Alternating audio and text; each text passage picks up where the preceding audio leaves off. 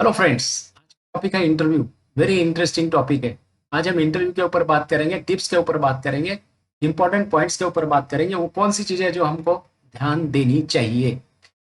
Interviews, CV. CV is most important aspect. CV application है, और CV की हम बात करें तो सीवी से शुरुआत होती है। CV is very important document. It is the face of the candidate.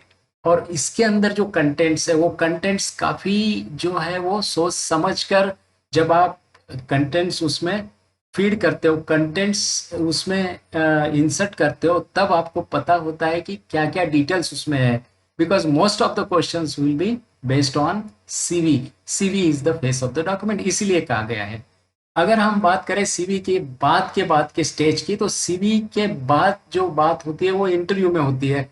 जो प्रोसेस है, जो सीवी से लेके इंटरव्यू तक का प्रोसेस है, उसके बीच में जो भी बात होती है वो प्रिपरेशन ऑफ इंटरव्यू की होती है। अगर आपको आपने सीवी दे दी और आपको इंटरव्यू के लिए बुलाया, तो फिर शुरू होता है इंटरव्यू में कौन कौन से क्वेश्चन आने वाले हैं, किस तरह के क्वेश्चन आने वाले हैं। ये डिपेंड करता है कि पोजीशन कौन सी, ये डिपेंड करता है कि एक्सपीरियंस कितना है, ये डिपेंड करता है कि क्वालिफिकेशन क्या है, ये डिपेंड करता है कि ऑर्गेनाइजेशन कौन सा है।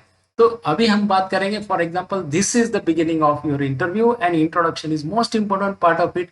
इंट्रोडक्शन में आप बताएंगे, क्या बताएंगे?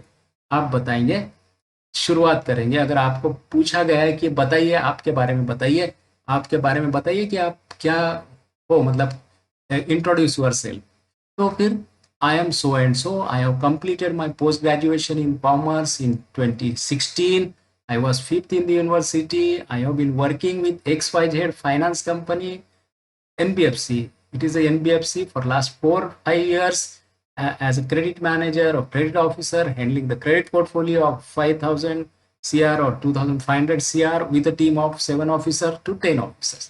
ये आपका जो हो गया इंट्रोडक्शन हो गया। फिर जेडी, जो आपने जो ये इंट्रोडक्शन का पार्ट आपने तैयार किया है, रेडी रखा है, but JD, JD job description है, जॉब डिस्क्रिप्शन है, जो कि बहुत जरूरी है जानना कि कौन सा रोल आपको प्ले करना है, कौन सा रोल आपको परफॉर्म करना है, क्या ड्यूटीज होगी आपकी।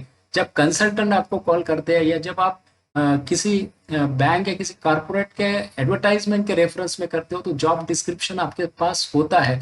बेस्ड ऑन दैट, जब आप जॉब डिस्क्रिप्शन पे फोकस करते हो, तो उसका मतलब क्या है? उसका मतलब है understanding the role. Job description का मतलब है आप रोल अंडरस्टैंड करना है। Job description gives the idea, एक आइडिया देता है कि रोल एंड रिस्पॉन्सिबिलिटीज क्या रहेगी। तो वो रोल एंड रिस्पॉन्सिबिलिटी आपको स्टडी कर लेना है, आपको देख लेना है कि कौन सा रोल रहेगा, कौन सी रिस्पॉन्सिबिलिटी रहेगी, और पर्टेनिंग टू दैट रीडिंग कर लेना चाहिए। ये बहुत इंपॉर्टेंट फैक्टर है जब इंटरव्यू के लिए जाते हैं। तो मुझे जो परफॉर्म करना है, मान लो मैं क्रेडिट मैनेजर हूँ, तो मेरा एवीपी होगा या सीनियर क्रेडिट मैनेजर होगा। सीनियर क्रेडिट मैनेजर का रोल मुझे जब परफॉर्म करना है, तो मैं देख रहा हूँ कि क्या डिस्क्रिप्शन भेजा है, क्या जॉब डिस्क्रिप्शन भेजा है, और मैं उसके लिए प्रिपेयर्ड हूँ। So therefore this is very important. We we stand for work experience. Now here work experience is very important, because if I am having work experience, what I will do is that I will tell each and everything, whatever is like I have been doing, which is like permissible, in permissible limit. But experience part, so far as practical things are concerned, that you can always explain to create trust, to create atmosphere of trust in the mind of people who are taking interview। उनके लिए ये बहुत जरूरी है जानना कि आप कर क्या रहे हो। तो ये वर्क एक्सपीरियंस का पार्ट है। Work experience, working professional can share maximum permissible information. जो इंस्टीट्यूशन की तरफ से, जो ऑर्गेनाइजेशन की तरफ से जहाँ वो काम करते हैं, वहाँ जो परमिट किया है कि आप ठीक है ये नहीं बात कर सकते, ये कर सकते हो, लेकिन जो भी आप काम कर रहे हो वो आपको वर्क एक्सपीरियंस के फॉर्म में, बिकॉज यू नो दैट। तो जब आपको पता है कि ये काम आप करते हो, कर रहे हो, तो ये आपको बताना है, ताकि जो इंटर इंटरव्यू लेने वाले वो ये जान ले कि you are having the expertise. ये बात है इसमें। इसके पीछे का बैकग्राउंड ये है, वी के पीछे का बैकग्राउंड ये है। वी के पीछे का एक और चीज है, ये वी टीम भी, team also it indicates the team, it indicates work experience. और जहां पे वर्क एक्सपीरियंस नहीं है, doesn't matter, other things are there, job description is there, job description नहीं है, doesn't matter, this is the beginning. आप introduction दे सकते हो, आप इंट्रोडक्शन के बाद अपना जो भी एजुकेशनल क्वालिफिकेशन है उसके बारे में ज़्यादा विस्तृत जानकारी दे सकते हो। स्ट्रेंथ की जहाँ तक बात आती है, स्ट्रेंथ बहुत ज़रूरी है। स्ट्रेंथ एक विश्वास क्रिएट करता है, विश्वास क्रिएट करता है in the mind of persons who are going to hire you. तो इसीलिए ज़रूरी है कि हाँ मेरे पास ये स्ट्रेंथ है, तो वो इंस्टीट्यूशन जो हायर करेगा वो सोचेगा यस यही यही इंसान चाहिए, this man, this person they want to hire. I am a team leader. I am managing the team of 7 to 10 or 15 professional and also issuing advices to the staff of other department also. When they come to me, I guide them. This is the quality of team leader. Team leader क्या करता है? Guide करता है। Team leader क्या करता है? काम लेता है। टीम लीडर क्या करता है? मोटिवेट करता है। तो when I do that, I am this is what I am doing and I am saying I am a team leader and then I am a good communicator. Communicator in the कैसा है कि I am good at communication. Initially I was not there, I had some issues with the departmental heads, other people, but then slowly I improved that. Now the position is that I am the head or I am the member of the complaint redressal forum within the organization. So wherein if any complaint comes, that is referred to me and I try to communicate, I try to bring both the parties together to sort out the issues. तो ये होता है strength का part होता है। इस वजह से भी क्या होता है, एम्प्लॉयर जो आपको हायर करने वाला है, ये this makes very positive impact. Hobbies interest है जो भी है वो तो करने से, इंडिकेट करने से तो आपको बहुत फायदा होता है, because you are explaining what you are interested in. तो जो क्रिकेट है या क्रिकेट के बारे में आपके पास ज़्यादा जानकारी है तो it is your interesting field. Similarly photography है, जो भी हॉबीज है, so we should be very clear about it. Weaknesses की बात करें तो वीकनेसेस में एक बात कही जाती है कि वीकनेस है तो फिर that needs to be, that weakness को आप क्या करोगे, वीकनेस से बाहर आओगे, लर्न करोगे, आप लर्निंग करके आप उसको हटाओगे और स्ट्रेंथ में आ जाओगे। तो I was not good at operating the computers but now I have learn the computers, I have learn the art, I have learn about how to start and कैसे काम करना है। मुझे कुछ इश्यूज थे कम्युनिकेशन में, वो मैंने सॉर्ट आउट किए। मुझे बात करने में थोड़ा हेजिटेट होता था, now it is not there. ये सब चीज़ें जो है वीकनेसेस से आ जाती है। स्किल्स की बात करें तो स्किल्स अगर theoretically if you see this skills are everywhere in books and everywhere, but practical में इसको लाना is very important for us. Communication है, एक्चुअल कम्युनिकेशन है, एक्चुअल कम्युनिकेट कीजिए, आपके कलीग के साथ कीजिए, फ्रेंड्स के साथ कीजिए, because communication is very important. Communication है, बात कर सकते हैं, आप बता सकते हो कि क्या करना चाहते हो लाइफ में, क्या करना चाहते हो, आपका क्या गोल है। when someone is asking you the question, when you are answering in the way he wants to receive it, then this is a very clear cut communication। उसे कहते हैं क्रिएटिविटी। अगर है कोई चीज की है आपने ऑर्गेनाइजेशन में तो वो दिखाना है। कॉन्फिडेंस का level, it is not, it has nothing to do with overconfidence when you explain certain things to the persons who are senior to you, there is nothing wrong in that। similarly when you speak, जब आप बात करते हो interview board से, जब भी आप panel पे बैठे हो, आपकी जो बात आपको करनी है वो आपको कॉन्फिडेंस के साथ करनी है, क्लियरली करनी है। इसमें कोई भी ओवर कॉन्फिडेंस वाली बात नहीं होती है।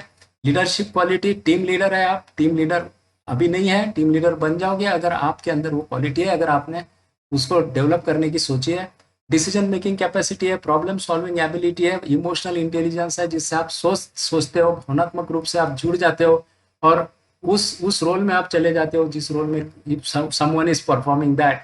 सो these are all the skills which are very important for the purpose of understanding what the employer wants.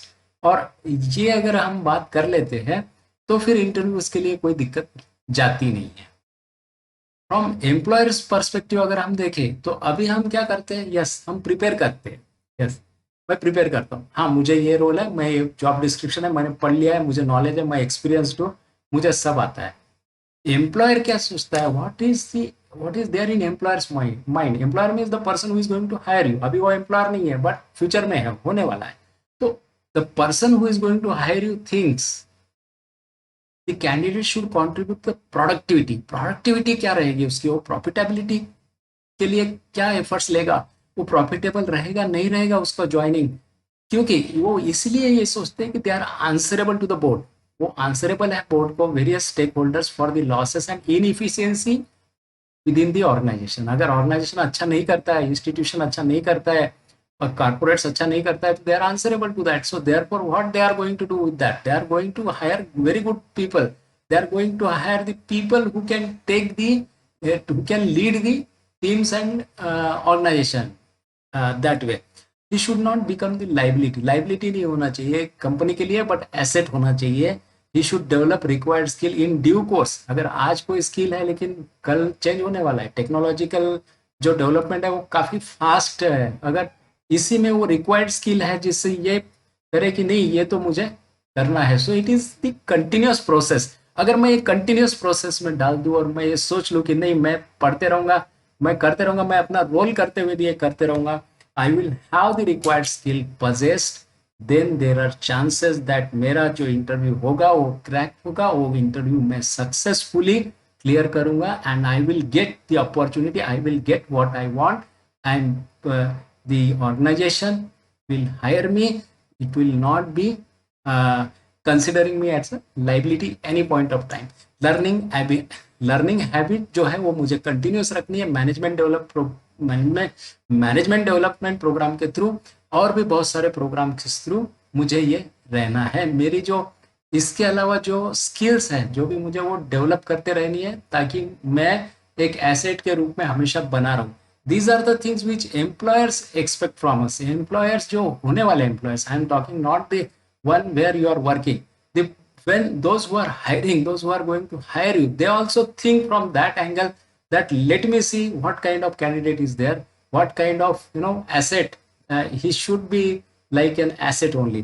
तो आज हम इस बात पे इसलिए बात कर रहे हैं क्योंकि ये टिप्स है, ये चीजें जो है बहुत महत्वपूर्ण है, सीवी से चालू होती है। CV is the face. CV में आपने जो भी किया है उसका स्टडी करना है, सीवी के सब पॉइंट्स नोट करना है, देन जॉब डिस्क्रिप्शन पे आपको फोकस करना है, वर्क एक्सपीरियंस पे करना है, एजुकेशनल क्वालिफिकेशन के बारे में you are very much aware of it, where from you completed your graduation, post graduation courses, कौन कौन से कोर्सेज किया आपने, किस किस डेवलपमेंट में, सेमिनार्स में पार्ट लिया, वर्कशॉप में पार्ट लिया, कहीं आपने as a speaker also you told you took part, and all these things are there, your achievements are there।